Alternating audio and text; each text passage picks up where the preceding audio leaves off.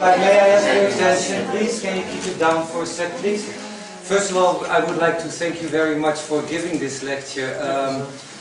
I learned something. I picked up something new, and I also wanted to be the first one, if that's okay with you guys, to ask a question. All right.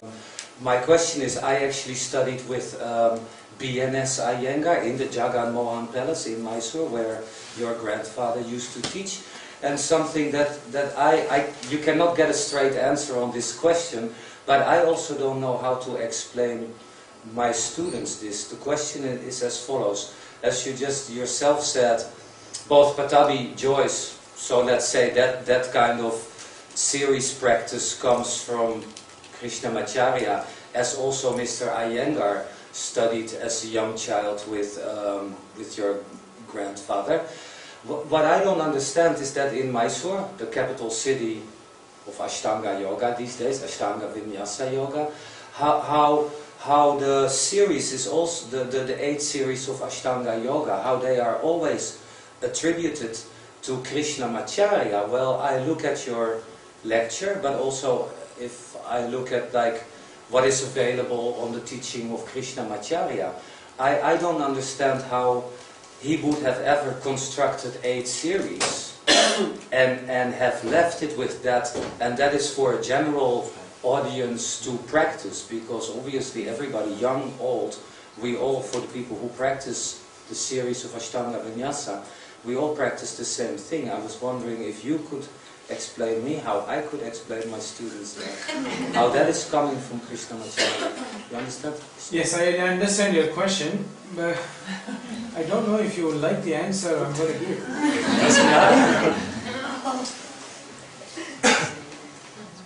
Let's go back historically a bit as well and look at the situation. Well, in the early 1930s, a lot of young boys and girls were studying with Krishnamacharya in the Yoga Shala, and they were taught in this kind of a manner, where they were taught in this kind of sequence. And as I explained to you, somewhere in the early 1930s, an incident happened, which was that there was a trip that Krishnamacharya was asked to make by the king of Mysore to go to lecture in a place called Pune, which is in towards the northwest of India, a little far away from Mysore by train, which was the only thing that was available in those days. Now, Krishnamacharya was meant to take one of his students at this time, who was called Keshava Murthy. In fact, you can even say that perhaps Keshava Murthy was one of the favorite students of Krishnamacharya in this time, in the Mysore palace.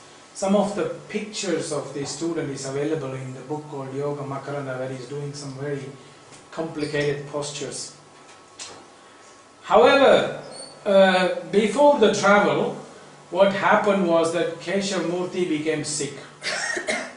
He became very ill, and it's unfortunate that I think when Krishnamacharya went to the trip with another student, I think Keshav Murthy even passed away very young, as a young boy.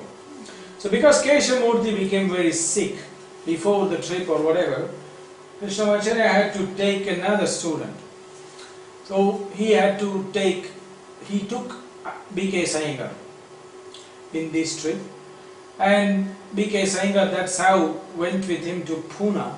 And when the event in Pune, it was quite successful, that there was a lot of interest that people had in yoga and the way in which Krishnamacharya was teaching. So they asked him if he could stay, or he could send somebody to stay and teach the people there. Krishnamacharya said, well, I can't stay because we have there is a school to run, and there is family to run and all this, and well, but you can keep B.K. Sengar, my student, who will teach you. Because B.K. Sengar at that time was a young boy of, I think, 18 or so, and he was about to begin his career as an adult, as a young boy. So he said, okay, you stay here. That's how B.K. Sengar ended up in Pune. He never returned after this. However, there was what happened, if you look at it historically, B.K. Sengar stayed there, and I don't know if you can imagine the distance, say from Pune to Mysore is something like from Sweden to Turkey or something like that by train. And in those days it was not so easy to travel. There was no internet and Twitter and Facebook to keep in contact. There was not even a telephone. A letter would probably take 5 months to go one way and 5 months to come back another way. So what happened also was that there was a communication gap that started to happen because of circumstances, because these two people were living in two different places. So somebody like B.K. Sengar could not have regular classes anymore just because they was in another town. B.K. Sengar started to evolve his work in a very interesting way, because he could not teach the same way he had learned to the people who were coming, because the man who was patronizing B.K. Sengar was a medical doctor called Dr. Gokhale.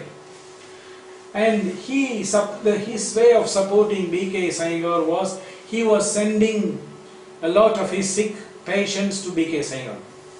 Because this is exactly the topic of lecture, or this is what had happened when Krishnamacharya came and talked about yoga. Yoga is therapy, and he knew that the Mysore Maharaja was taking therapeutic yoga. So this doctor started sending sick people to B.K. Sengar. Now imagine people who are very, very sick and adults, they can do asanas in the way B.K. Sengar is doing. So B.K. Sengar had to innovate and he had to adapt. And he started to remember, I think, perhaps he was inspired by seeing all these use of props that was all there in the Mysore palace that Krishnamacharya was using for the adults at this time. So this is how he started changing his work, using props, using other things, static positions, so that he could help the adult students who were coming to him. So that's how Iyengar Yoga started to take its different turn, where things started to happen. And plus we have to say that B.K. Sengar himself, knowing his personality, was a very particular person. So he wanted to bring everything to be correct and things. So he, through the interaction he had with Dr. Gokhale, a medical man, he started to understand how medicine looks at the body, and so he started to integrate these principles of alignment and this and that into his work. So that's how the Iyengar Yoga started to take shape.